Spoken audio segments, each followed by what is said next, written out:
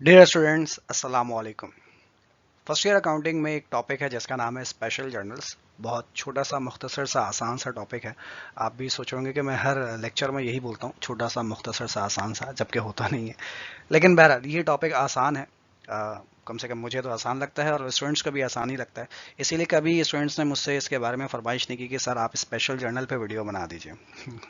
बाकी टॉपिक्स के उन्होंने मुझसे फरमाइश की है, लेकिन इस टॉपिक के हवाले से कभी कोई फरमाइश नहीं। इसका मतलब ये टॉपिक वाकई स्टूडेंट्स को बहुत आसान लगता है।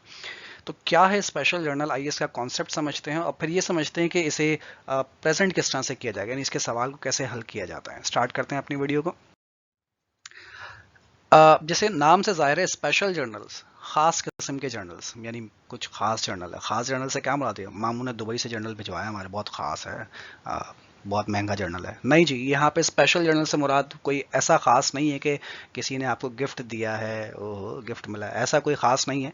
यहाँ पर स्पेशल जर्नल से मुराद ये है कि कोई ऐसा जर्नल है जिसमें आप सिर्फ कुछ स्पेशल बातें लिखेंगे। स्पेशल बातों से मुराद ये कि सिर्फ कुछ सिलेक्टेड बातें लिखेंगे, यानी जिस मकसद के लिए ये जर्नल बनाया गया है बस उसमें वही बातें लिखी जाएंगी।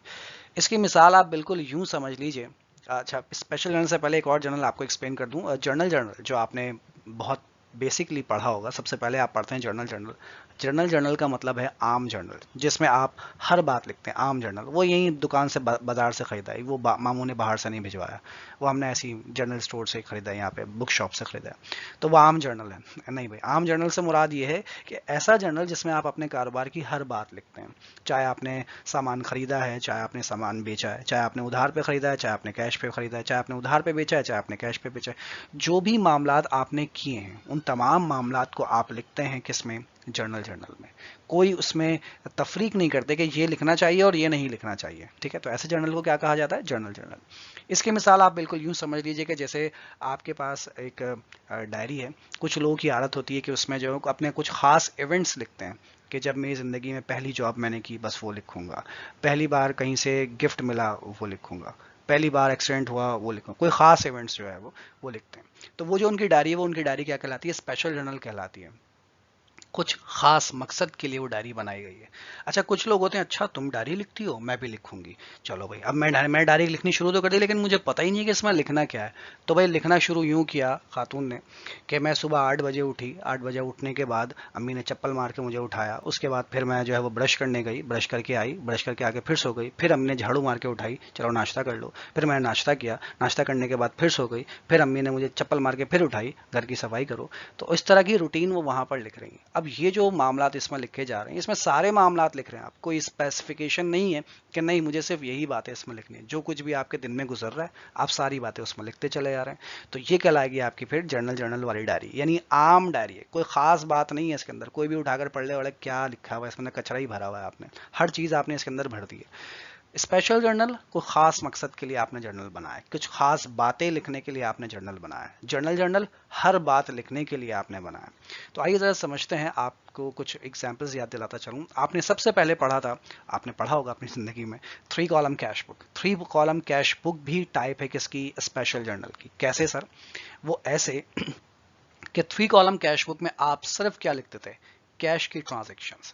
जो भी मामलात आपने कैश पे किए, यानी जो कुछ भी आपने कैश पे मामलात किए, पैसा कारोबार में अगर आया है, पैसा अगर कारोबार से गया है, तो सिर्फ कैश के मामलात इसमें लिखे जाते हैं। नहीं सर, कैश बुक में तो हम हर बात लिखते थे, हमारे सवाल में जो कुछ भी आया हम सब उसे कैश बुक में लिखते थे। ऐसा आपका वहम है। आपके सवाल में सिर्फ चीज़ें ही वही दी जाती थी जो कैश से रिलेट करती थी। आपके सवाल में सिलेक्टेड ट्रांजैक्शंस दी जाती हैं। तो आपके सवाल में जो ट्रांजैक्शन दी गई वो कैश से रिलेटेड मामला थे, इसीलिए आपको लगा कि हर बात जो है वो कैश बुक में लिखी जा रही है। हालांकि ऐसा नहीं है। कैश बुक में आप सिर्फ लिखते हैं वो मामला जिसमें पैसा कारोबार में या तो आया हो या पैसा अगर कारोबार से गया हो, सिर्फ वही मामलात लिखे जाते हैं। उधार पे अगर आपने कुछ खरीदा या उधार पर अगर आपने कुछ बेचा तो वो मामलात आपके कैश बुक में नहीं लिखे जाते। और अगर आपको इसकी एग्जांपल देखनी हो तो 2021 का जो पेपर हुआ है फर्स्ट ईयर का, उसमें कैश बुक में एक ऐसा सवाल आया, एक ऐसी ट्रांजैक्शन आई है जिसमें आपने उधार पे कुछ खरीदा या बेचा है, तो वो ट्रांजैक्शन हमने कैश बुक में नहीं लिखी। यानी कैश बुक भी एक खास किस्म का जर्नल है जिसमें हर बात नहीं लिखी जाती, सिर्फ कैश से रिलेटेड मामलात लिखे जाते हैं। ठीक है, नेक्स्ट पॉइंट, पेडी कैश बुक, ये भी आप पढ़ चुके होंगे। पेडी कैश बुक में आप क्या लिखते हैं, स्मॉल पेमेंट्स, सिर्फ छोटे खर्चे यहाँ पर लिखे जाते हैं, कोई बड़ा खर्चा नहीं लिखा जाता है, कोई पैसों की आमद यहाँ पर नहीं लिखी जाती, सिर्फ पैसों का अखराज लिखा जाता है, वो भी स्मॉल पेमेंट्स, छोटे छोटे खर्चे। तो ये भी आपके स्पेशल जर्नल की टाइप है। ये 2 स्पेशल जर्नल तो आप लोग ऑलरेडी पढ़ चुके होते हैं। अब इसके बाद के 4 स्पेशल जर्नल आपको इस चैप्टर के अंदर पढ़ने होते हैं। वो क्या है? पहला है परचेज जर्नल। अच्छा, इसके अलावा भी स्पेशल जर्नल है, जैसे कैश रिसिट जर्नल है, कैश पेमेंट जर्नल, जैसे वो भी जो है वो टाइप है कैश बुक की। वो क्योंकि हमारे सिलेबस का पार्ट नहीं, इसीलिए मैं उसे डिस्कस नहीं करने जा रहा। परचेज जर्नल, परचेज जर्नल का क्या मतलब? देखिए, आपको नाम से समझ में आ रहा है कुछ खरीद रहे होंगे, लेकिन कुछ नहीं। परचेज का वर्ड कब इस्तेमाल करते हैं? जब आप मर्चेंडाइज खरीदते हैं। तो परचेज जर्नल का इस्तेमाल सिर्फ उस वक्त होगा जब आप मर्चेंडाइज खरीदेंगे, और किस पे खरीदेंगे? उधार पे। ये शर्त है। क्यों सर, कैश पे भी तो मर्चेंडाइज खरीद सकते हैं, तो वो परचेज जर्नल में नहीं लिखना चाहिए क्या? अगर आपने कैश पर मर्चेंडाइज खरीदी तो फिर उस सूरत में आपके कारोबार से कैश जाएगा, और अगर कैश की ट्रांजैक्शन है तो फिर वो किस बुक में लिखी जाएगी? फिर वो कैश बुक में लिख दी जाएगी। तो इसीलिए कैश वाले जितने भी मामला आते हैं वो परचेज जर्नल में नहीं आएंगे। परचेज जर्नल के लिए शर्त क्या है कि आपने जो भी चीज़ खरीदी हो वो चीज़ क्या हो? मर्चेंडाइज हो। और किस पे खरीदी हो मर्चेंडाइज? आपने उधार पर खरीदी हो। इसके बाद है purchase return and allowance journal. जो भी सामान आपने खरीदा था, जो परचेज की थी आपने मर्चेंडाइज, वही मर्चेंडाइज अगर आप रिटर्न कर दें उधार पे, यहाँ पर भी शर्त है किसकी? उधार की। तो फिर वो भी किस में लिखी जाएगी? Purchase return and allowance journal में लिखी जाएगी। सेल्स जर्नल, सेल्स जर्नल का मतलब है, सेल्स का वर्ड कब इस्तेमाल करते हैं? जब आप मर्चेंडाइज बेचते हैं। यानी जब आप मर्चेंडाइज सेल करेंगे ऑन अकाउंट, यानी उधार पर, तो किस जर्नल में लिखा जाएगा? वो सेल्स जर्नल में लिखा जाएगा। शर्त यही है कि मर्चेंडाइज होनी चाहिए, यानी ऐसा ना हो कि आपने फर्नीचर बेच दिया हो।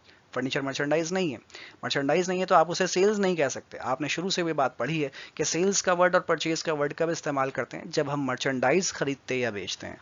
तो इस यहाँ पर कंडीशन ये है कि मर्चेंडाइज खरीदी या बेची जाएगी, और दूसरी कंडीशन ये कि किस पर हो? उधार पर हो। Sales return and allowance journal, जो भी सामान आपने बेचा था अपने कस्टमर को उधार पर, वही कस्टमर ने आपको सामान अगर रिटर्न कर दिया है उधार पर, तो किस में लिखा जाएगा? Sales return and allowance journal में लिखा जाएगा। ठीक है जी।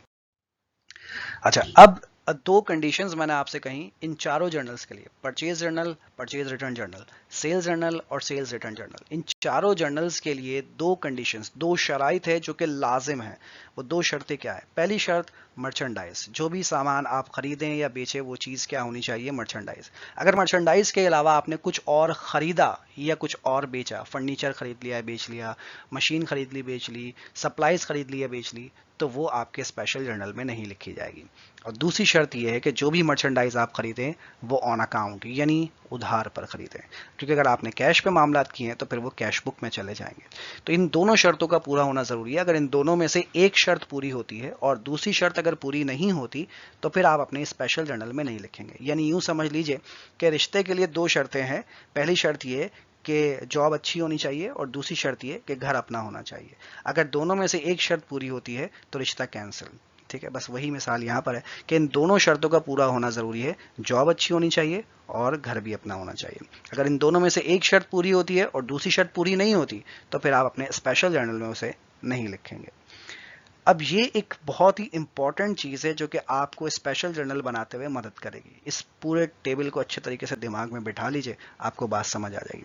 Purchase journal, purchase return allowance journal, sales journal, sales return allowance journal. मैंने यहाँ लिखा है पार्टीज, जिससे आप खरीदते हैं वो क्या कहलाता है? आपका सप्लायर। तो उसी को अगर माल वापस करेंगे, खरीदा हुआ माल वापस जिसको करेंगे परचेज रिटर्न, वो भी क्या कहलाएगा? आपका सप्लायर कहलाएगा। सेल्स जर्नल, जिसको आप माल बेच रहे हैं वो क्या कहलाता है? आपका वो कहलाते हैं आपके कस्टमर्स। और अगर वही आपको माल वापस करते हैं, यानी सेल रिटर्न जहां से आती है, वो भी आपके क्या कहलाएंगे? कस्टमर कहलाएंगे।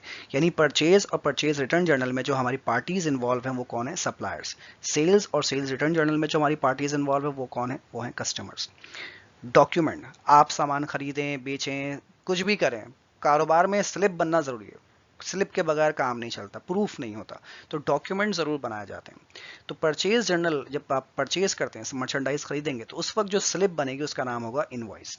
खरीदा हुआ माल अगर आप रिटर्न करेंगे, परचेज रिटर्न अगर आप करते हैं, तो उस वक्त जो स्लिप बनेगी उसका नाम होगा डेबिट नोट या डेबिट मेमो, कुछ भी कह दीजिए।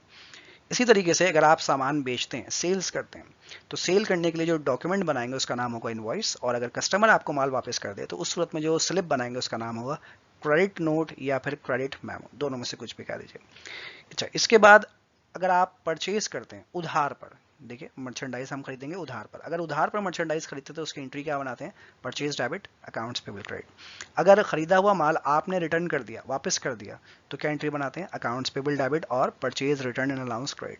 अगर आपने उधार पर मर्चेंडाइज सेल की है, सेल जर्नल, उधार पर मर्चेंडाइज बेची है, तो क्या एंट्री बनाएंगे, अकाउंट रिसीवेबल डेबिट और सेल्स क्रेडिट। और इसी तरीके से अगर कस्टमर ने आपको माल रिटर्न कर दिया तो एंट्री क्या बनेगी, sales return and allowance debit और अकाउंट रिसीवेबल। ये 3 पॉइंट्स तो फौरन ही अभी मैं आपको एक्सप्लेन कर दूंगा। चौथा पॉइंट सब्सिडियरी लेजर के हवाले से, जब आप सब्सिडियरी लेजर पढ़ेंगे, जब मैं आपको एक्सप्लेन करूंगा, तो ये पॉइंट मैं आपको उस वक्त एक्सप्लेन करूंगा। फिलहाल इसे जहन में रख लीजिएगा कि मैंने क्या लिखा है, इसे लिख के छोड़ दीजिएगा। आगे आते हैं। अब इस टेबल का मतलब तो बता दें सर, कैसे इसको पूरा करना है। फॉर एग्जाम्पल हमसे सवाल में कहा जाता है कि आप परचेज जर्नल बनाइए। फॉर एग्जाम्पल ये हमने बनाया परचेज जर्नल, ठीक है। पहला कॉलम है इसमें डेट का, सेकंड लास्ट कॉलम है इसमें पीआर का यानी पोस्ट रेफरेंस का, और आखिरी कॉलम है इसमें अमाउंट का, यानी यहाँ पर डेट लिखी जाएगी, जिससे जिस डेट पर सामान खरीदा वो डेट यहाँ पर लिखी जाएगी, जिससे खरीदा उसका नाम लिखा जाएगा, जितने का खरीदा उतने का अमाउंट लिखा जाएगा। अच्छा, मैंने ये कहा था कि जब आप परचेज करेंगे तो इसमें जो आपकी पार्टी होगी वो कौन होगी, वो होगी सप्लायर। तो देखिए यहाँ पर लिखा जाएगा नेम ऑफ सप्लायर, ठीक है, थर्ड कॉलम में नेम ऑफ सप्लायर। अगर यहाँ पर सेल्स जर्नल हम बना रहे होते तो यहाँ पर लिखते हैं नेम ऑफ कस्टमर, कस्टमर का नाम लिखा जाता, ठीक है। ये जो सेकंड कॉलम है ये है डॉक्यूमेंट का। जब आप परचेज कर रहे हैं तो कौन सा डॉक्यूमेंट बना रहे हैं, तो यहाँ पर देखिए मैंने कहा कि परचेज के लिए हम डॉक्यूमेंट क्या बनाएंगे, इनवॉइस बनाएंगे। तो यहाँ पर लिखा गया इनवॉइस नंबर। अगर यहाँ पर परचेज रिटर्न जर्नल होता तो परचेज रिटर्न जर्नल में कौन सा डॉक्यूमेंट बनता है, डेबिट नोट। तो यहाँ पर आप लिखते हैं डेबिट नोट, ठीक है। अच्छा, उसके बाद जब परचेज जर्नल आप यहाँ पे लिखते जाएंगे, किससे कितने का सामान खरीदा, डेट क्या है, स्लिप नंबर क्या है, नाम क्या है और पैसे कितने हैं। फिर दूसरे से, फिर इसी तरीके से जितने लोगों से आपने सामान खरीदा होगा उन सब की डिटेल यहाँ पर पुट करेंगे।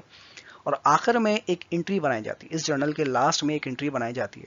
जब आप उधार पर सामान खरीदते हैं तो क्या एंट्री बनाई जाएगी, परचेजेस डेबिट और अकाउंट्स पेबल क्रेडिट। वही एंट्री यहाँ लिखी हुई है, परचेजेस डेबिट और अकाउंट्स पेबल क्रेडिट। यानी ये टेबल क्या बता रहा है हमें, ये टेबल ये बता रहा है कि अगर परचेज जर्नल बनाना है तो थर्ड कॉलम में, ये जो थर्ड कॉलम है यहाँ पे क्या लिखना है, नेम ऑफ सप्लायर। अगर सेल्स जर्नल बनाना है तो थर्ड कॉलम में क्या लिखना है, नेम ऑफ कस्टमर लिखना है, ठीक है। डॉक्यूमेंट का जो कॉलम है ये बता रहा है कि सेकंड कॉलम में क्या लिखना है। सेकंड कॉलम में आपको लिखना है यहाँ पर, अगर परचेज जर्नल बना रहे हैं तो invoice number, purchase return journal बना रहे हैं तो डेबिट नोट, सेल्स जर्नल बना रहे हैं तो invoice number, sales return journal बना रहे हैं तो क्रेडिट नोट। इसके बाद जो ये पॉइंट है एंट्री, ये बता रहा है कि जब ये जर्नल कंप्लीट हो जाएगा, मुकम्मल हो जाएगा, तो आखिर में क्या एंट्री लिखनी है। आखिर में लिखना है, अगर परचेज जर्नल है तो ये एंट्री लिखनी है। इसी तरीके से जो जर्नल होगा वो एंट्री जो है वो सबसे लास्ट में लिखी जाएगी, ठीक है।